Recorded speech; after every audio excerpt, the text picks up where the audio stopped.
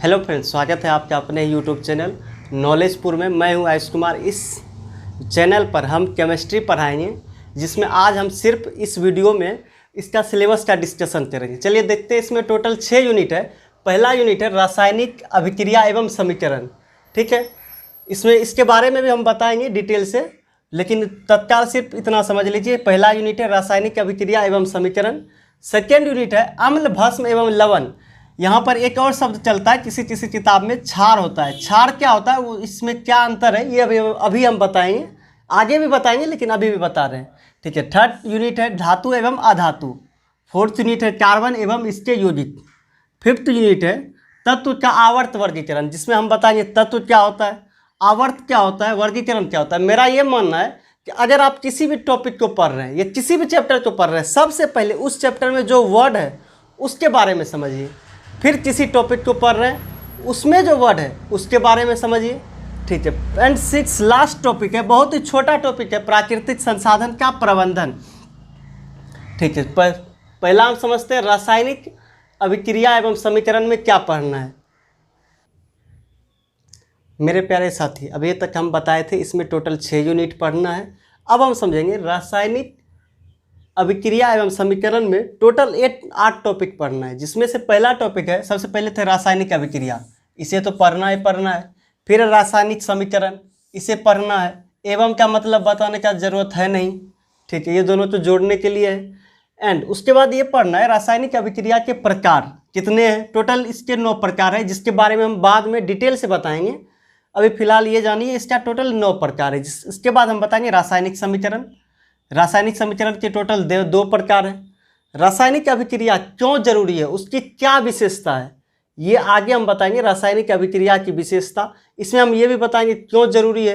हाँ, इसमें हम ये भी थोड़ा कोशिश करेंगे इसका शुरुआत कैसे हुआ, यानी हिस्ट्री इसका क्या है। ठीक है। नेक्स्ट हम जानते हैं रासायनिक समीकरण लिखने के नियम होते हैं। रासायनिक समीकरण हम सब जानते हैं, संतुलित और संतुलित आप सब शायद जानते होंगे, अगर 8 या 7 में ढंग से पढ़े होंगे तो सुने तो जरूर होंगे। रासायनिक समीकरण लिखने के 2 नियम हैं, और समीकरण को संतुलित कैसे किया जाता है ये हम इसमें बताएंगे। इसके बाद 7वां टॉपिक है दहन एवं ज्वाला। दहन क्या है, ज्वाला क्या है, दहन कब होता है, ऑक्सीजन की उपस्थिति में, अनुपस्थिति में, इसके बारे में हम बताएंगे। और दहन और ज्वाला, थोड़ा सा अंतर है दहन और ज्वाला में, जिसमें हम इस चैनल पर हम आपको इसमें बताएंगे। ठीक है। उसके बाद है द्रवीभूत पेट्रोलियम। द्रवीभूत क्या होता है, लिक्विफाइड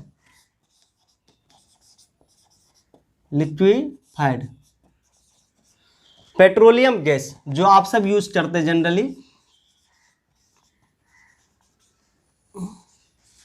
जनरली यूज करते हैं, उसके बारे में हम फर्स्ट चैप्टर में पढ़ेंगे। ये टोटल 8 टॉपिक है। सेकेंड चैप्टर है मेरा अम्ल, भस्म एवं लवण। यहाँ पर देखिए आप, भस्म में यहाँ हम क्षार दिए हुए, जबकि भस्म अलग होता है, क्षार बिल्कुल अलग होता है। कहीं पर भस्म दिया होता है चैप्टर में, कहीं क्षार दिया होता है। अगर ये दोनों अलग अलग है तो फिर क्यों दिया हुआ होता है, अगर एक ही होता। भस्म क्या होता है ना, भस्म क्षार एक तरह से आप कह सकते हैं सेम ही है।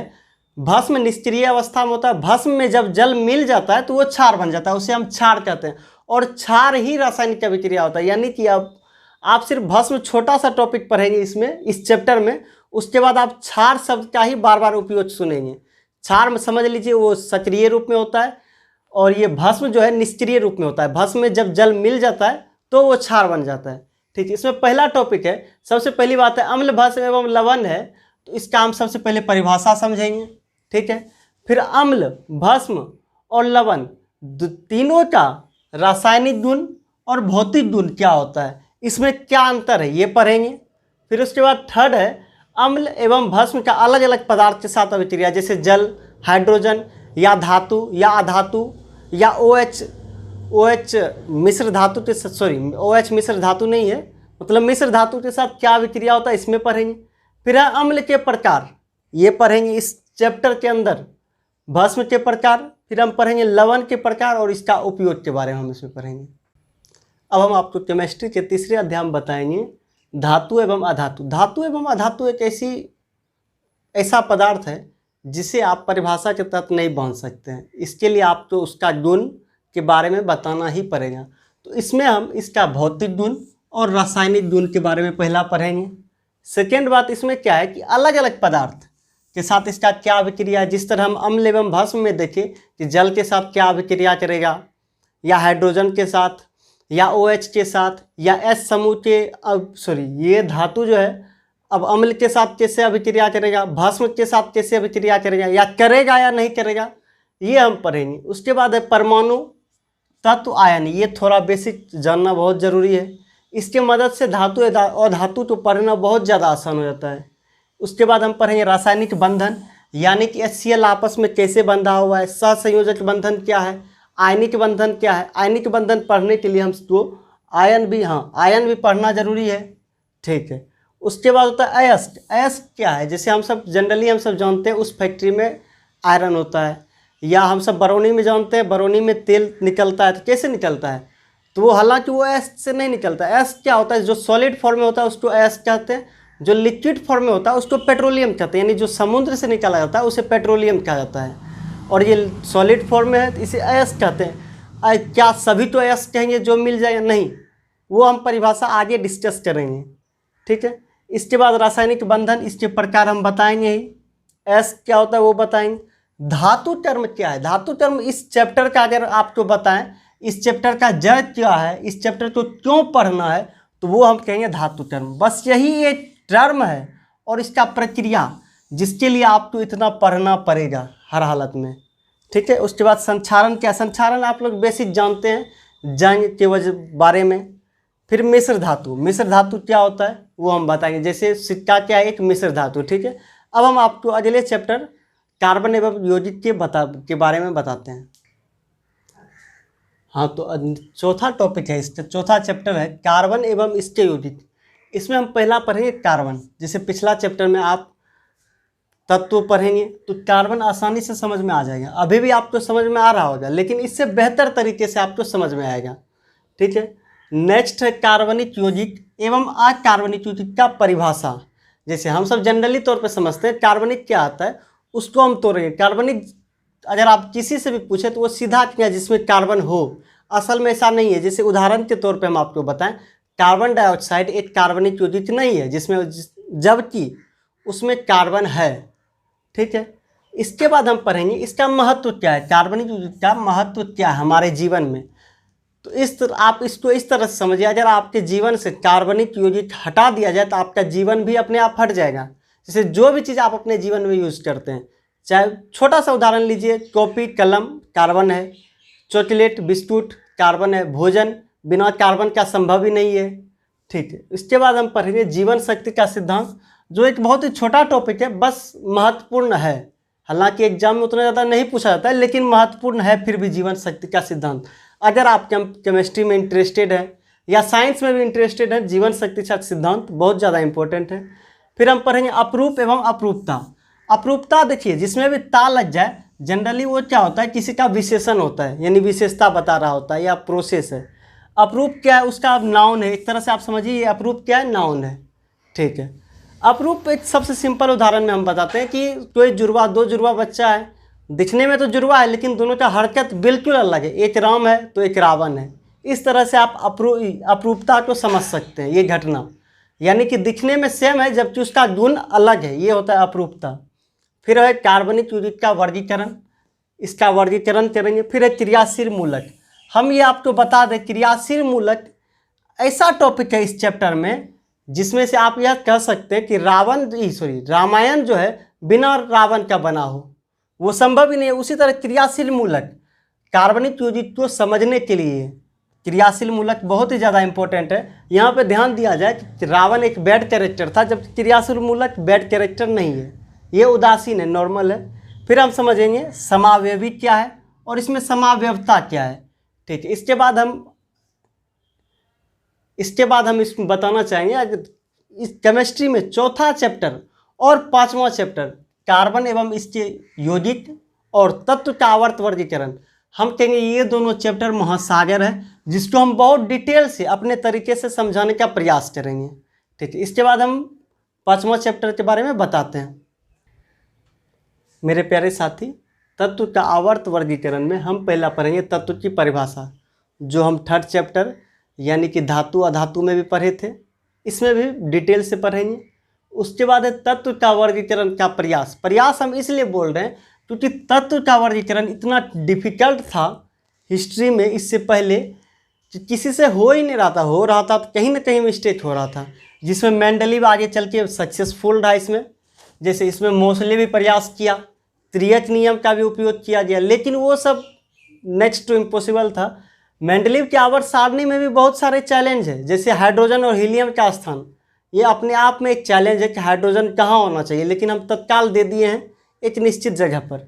ठीक है, इसके बाद हम पढ़ेंगे वर्ग क्या होता है। जैसे अभी आपको अगर मेंडलीव का आवर्त सारणी पढ़ना है तो उसके लिए वर्ग और आवर्त का पढ़ना बहुत ज़्यादा जरूरी है। मेंडलीव का आवर्त सारणी तो पढ़ेंगे क्योंकि ये जो है ये जड़ है इस चैप्टर का। अगर मेंडलीव का आवर्त सारणी अगर हम हटा दें तो ये चैप्टर आपका हट जाएगा। ठीक है, इसके बाद है इसका विशेषता। अगर ये इसका इतना सक्सेसफुल है, सफल है, तो इसका विशेषता पढ़ना तो बहुत ज़्यादा जरूरी होता है। क्या था उसमें जो वो सफल रहा, जिसमें से परमाणु संख्या बहुत अच्छा महत्व रखता है। अगर आप परमाणु संख्या अगर जान गए किसी भी तत्व का और इसका नियम जान गए तो आप आसानी से आप टेबल में बैठा सकते हैं। ठीक है, उसके बाद हम समझेंगे इसका उपयोग। ठीक है, इसके बाद हम लोग छठे चैप्टर के बारे में बताते हैं आप लोगों को। ठीक है, ये चैप्टर का लास्ट यूनिट है, इस केमिस्ट्री का ये लास्ट यूनिट है, जिसमें हम पहला पढ़ेंगे संसाधन क्या होता है, इसका प्रकार। संसाधन आप भूगोल के फर्स्ट चैप्टर में भी पढ़ चुके होंगे, इसमें उसका थोड़ा सा पढ़ेंगे संसाधन क्या है, डिटेल से तो आप लोग पढ़ ही चुके होंगे शायद। इसके बाद हम पढ़ेंगे प्रबंधन। चैप्टर का ही नाम है प्राकृतिक संसाधन एवं प्रबंधन। तो प्रबंधन क्या होता है, प्रबंधन ये समझिए जुगाड़, एक तरह से ये प्रबंधन होता है। इसको बहुत ही डिटेल से पढ़ना जरूरी है। ठीक है, उसके बाद गंगा परियोजना, बहुत आज तो मोदी जी गंगा परियोजना के तहत ही आए हैं। गंगा परियोजना, राम मंदिर, हिंदू मुद्दा, ये लोग इसके बदौलत मोदी जी आए, पीएम बने, इसलिए गंगा परियोजना पढ़ना ये भी बहुत ज़्यादा महत्वपूर्ण हो जाता है। जबकि दिल्ली से वो उतना सीट नहीं ले पाए, कारण है कि यहाँ पर वो देश में गंगा में काम कर रहे हैं और दिल्ली में जमुना है, तो ये तो विपरीत बात हो गई। ठीक है, उसके बाद हम देखते हैं वन एवं वन्य जीव। वन्य का मतलब होता है जंगल, और उस वन्य जीव मतलब जंगली जीव को किस तरह संरक्षित किया जाए। जैसे आप लोग सुने होंगे टाइगर का जनसंख्या बहुत ज़्यादा कम हो गया था, अभी फिलहाल बहुत ज़्यादा बढ़ा है। ठीक है, हिरन का जनसंख्या आप सुने होंगे, बिहार का सिवान में एक सांसद थे शहाबुद्दीन, उसका नाम हिरन हत्याकांड से बहुत ज़्यादा जुड़ता था। हिरन को कैसे बचाया गया और क्यों बचाना ज़रूरी है, ये भी इम्पोर्टेंट है कि आखिर अगर ज़रूरत नहीं है तो उसको क्यों बचाएं हम, तो वो ज़रूरी है हमारे लिए, इसलिए बचाना ज़रूरी है। ठीक है, ये अब हम पढ़ेंगे वन एवं वन्य जीव में। इसके बाद अब हम पढ़ेंगे वन प्रबंधन के प्रयास। बहुत सारे प्रयास किए गए, सफल रहे, असफल रहे, और अभी भी किए जा रहे हैं, और हमको और आपको भी करना है। छोटा ही, लेकिन छोटा सा ही करें, लेकिन हाँ करना है, ये है। उसके बाद है चिपको आंदोलन। चिपको आंदोलन में आप लोग सुंदरलाल बहुगुणा का नाम सुने होंगे, नहीं सुने हैं तो इसका नाम सुन लीजिए, ये बहुत क्रांतिकारी महिला थी सुंदरलाल बहुगुणा। ठीक है, उसके बाद है जल का संरक्षण एवं प्रबंधन।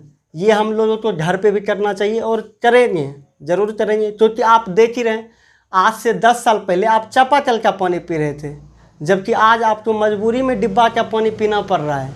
हो सकता है आने वाले समय में आप नहाने के लिए भी सोचेंगे सप्ताह में हम 2 दिन ही नहाएं पानी बचाने के लिए, इसलिए ये ज़रूरी हो जाता है। जबकि हमारे यहाँ बारिश भी हो रहा है, ऐसा बात भी है, और बारिश होते रहे इसके लिए भी काम करना है, पेड़ पौधा लगाना है।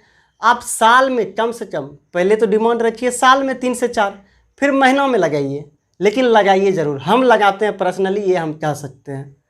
बहुत समय से तो नहीं लगा रहे हैं, लेकिन हाँ 2 साल से लगा रहे हैं। 2 साल से लगभग 3 पेड़ लगाए हैं, और हमको लगाना चाहिए, लेकिन हम फिलहाल 3 ही लगाए हैं।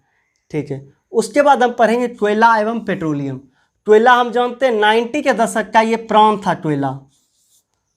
आप सुने होंगे एक ग्रहण वेब सीरीज भी आया है 94 में, सिख का दंगा हुआ था, जो स्टार्ट हुआ था कोयला, जो झारखंड में है वहाँ से स्टार्ट हुआ था। पेट्रोलियम अभी भी जान है, कोयला भी जान है, लेकिन अब उतना जान नहीं है। पेट्रोलियम तो अभी भी जान है, और धीरे धीरे अब तो गाड़ी बैटरी से चल रही है, सूरज का हम लोग ज़्यादा इस्तेमाल कर रहे हैं। हो सकता है आने वाले समय में इंडिया भी इसका इस्तेमाल करे। ठीक है, ये हम इसमें पढ़ेंगे। अब हम आपको बताएंगे ये छठवां चैप्टर तो हम कुछ डिवाइड करना चाहते हैं नदी, समुद्र और महासागर में। जैसे आप ये छठा चैप्टर तो मान सकते हैं ये मेरा नदी है, ठीक है, और पहला चैप्टर भी ये मान सकते हैं ये नदी है, वो बड़ा नदी है पहला चैप्टर। दूसरा चैप्टर भी आप बड़ा नदी और समुद्र के बीच में मान सकते हैं सेकेंड अम्ल, भस्म एवं लवण को और धातु एवं अधातु को, इसको आप बड़ा नदी और समुद्र के बीच में मान सकते हैं। लेकिन चौथा यूनिट जो है कार्बन एवं स्टेरोइड, ये महासागर है, यानी आप इसमें कितना भी डिटेल से क्यों ना पढ़ ले वो आधा अधूरा हमेशा रहेगा। तत्व का आवर्त वर्गीकरण और कार्बन एवं स्टेरोइड, ठीक है, ये हो गया। आपको सोमवार से शनिवार रेगुलर केमिस्ट्री का वीडियो 2 बजे मिलेगा, आप लोग जरूर उसको पढ़िए, समझिए। हम इस तरह से अपना 100% देने का प्रयास करेंगे कि आपको केमिस्ट्री से प्यार हो जाए, इस तरह से पढ़ाने का हम 100% देंगे। आप लोग भी प्रयास कीजिएगा, वीडियो शेयर कीजिए और उस स्टूडेंट को भेजिए जिसको ज़रूरत है। असल में आज के टाइम में लॉकडाउन में तो हर कोई जानता है, बड़ा चाहे वो बड़ा अमीर आदमी हो या गरीब आदमी, हर कोई आर्थिक तंगी से जूझ रहा है। हम भी जूझ रहे हैं, आप भी शायद जूझ ही रहे होंगे। तो उनको शेयर कीजिए, चैनल सब्सक्राइब कीजिए, देखिए। Thank you.